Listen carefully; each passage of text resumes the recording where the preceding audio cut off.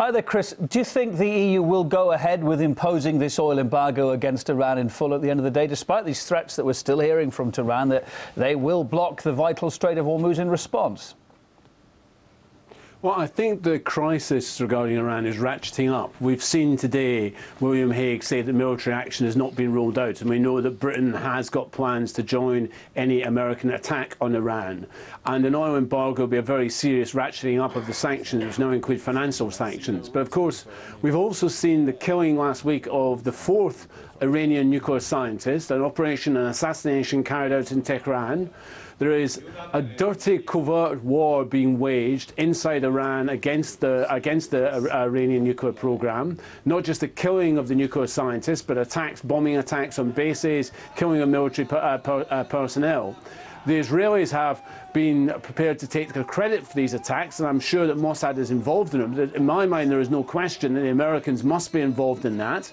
They have committed millions of dollars to destabilising the Iranian regime. They're arming ethnic groups along the borders of Iran to carry out attacks on the country. We know both Israel and America are recruiting agents in Kurdish Iraq. And I'm sure that Britain is trailing along behind that, given that's Britain's historical role. I also have to say that William Hague talk of sanctions and military action today. Britain just this week has been selling more arms, as has America, to Saudi Arabia. Saudi Arabia has 4 times the size of military budget that Iran has. Saudi Arabia is urging both Israel and America to attack Iran. It's an unholy alliance of Saudi and Israel which are prompting this forward. And as a previous correspondent pointed out, it's rich, actually, that the Americans are following behind Saudi, an autocratic state which is responsible for the occupation of Bahrain and the suppression of the democracy movement there. All right, Chris, the politics aside, what would the financial, economic implications be if this did go the full round, the EU did impose that embargo and the Strait was closed by Iran? Well, firstly, the markets are very nervous over what the price of oil would happen to the price of oil, and particularly to Brent. Very, very nervous indeed. I think the sanctions themselves are unlikely to affect Iran because Iran has had time to get alternatives in place. And it's also in a situation where it's unlikely both Russia and China will go along with these sanctions. So I think it'll get round the sanctions one way or another.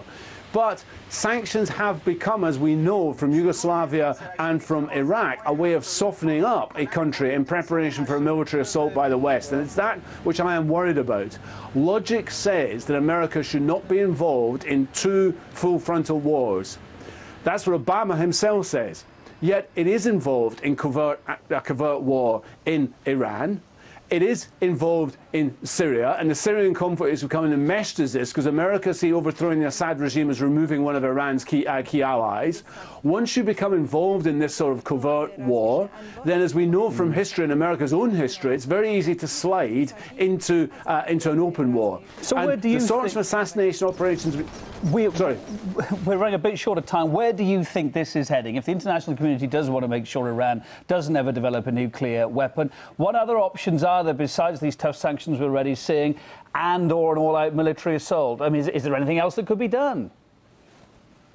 Well, I think obviously the Israelis are talking about an attack on the nuclear program. They would like to take it out. I don't think they have the capacity to carry out more than a one-off attack. It would be up to the Americans to carry out that attack. Any attack would lead to conventional warfare in a region which is already the world's trouble spot, and it would go over into other countries, into Iraq and Lebanon. I actually believe now that such an attack is likely because I think the logic which is applied here is moving in that direction. And any mistake, for instance, if CIA operatives or Israeli operatives are captured in Tehran, and there must be spy organisations working there to carry out these assassinations, could easily trigger an open conflict. And sanctions are just a continuing racking up of this process. So therefore, in the last 6 months, I think there is a logic moving towards a military conflict, which must frighten people across the globe. It certainly frightens me.